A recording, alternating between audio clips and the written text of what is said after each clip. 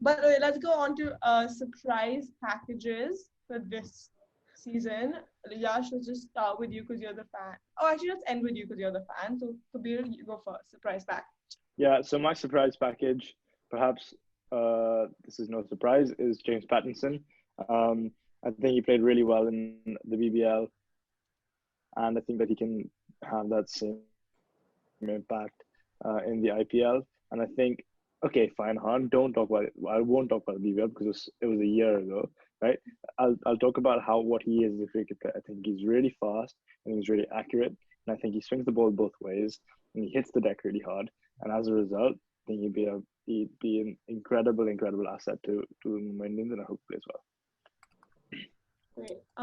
For me, I think in terms of like surprise packages, I think this team is just like there's no surprise in terms of there's no like player you think will like just shock you because he's new or anything. But I was gonna say Patterson because I thought he was an interesting choice in my 11. But if I would just out of the idea of like I want someone to have a really surprisingly good season and like overperform, which is I think for Chahar. So for Rahul, for like as a spinner, I want him to take a lot of wickets, especially in the power play overs. So I want that to be, like the surprise package for Mumbai, even though I don't think it's a surprise package because he's played quite a bit for the team now. So Ahaan, you next. So for me, I thought of Rahul as an option, but then he did really well last year, so him doing well wouldn't be a surprise to me. So I mean, no surprises here. If Kabir and I had chosen the same player at that position, our surprise packages would have been the same because my surprise package is Coulter, who was in a straight trade-off with Pattinson for me. But Coulter is in my 11, and I think if Mumbai have gone and spent 8 crore on him in the auction, they're not one of those franchises that spend money for fun and just go hell for leather for a player for no reason. Being a Delhi fan, I've seen enough of that. But I Yes, think you have. the Yes, you fact have. the fact that they've bought him for 8 crore means that they've got Mahela Jayawardene and Zahir Khan have a plan for him, and they know what they want to do with him in the team. And I think with if he's got a very defined role and a position to bat, and I think he's going to be giving them both with the bat and the ball. And I feel like he's going to be trusted with the death overs as well because there's no Malinga now, so his responsibility in the death is going to increase.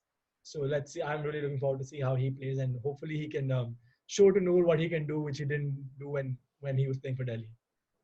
Hopefully, dude. Hopefully all of them have a good season. Yash. Well, good season, but not good enough to beat Delhi. That's just. So for me, my surprise package is another former Delhi Capitals player, Sherfane Rutherford. He's a West Indian all-rounder. It's supposed to be a surprise package.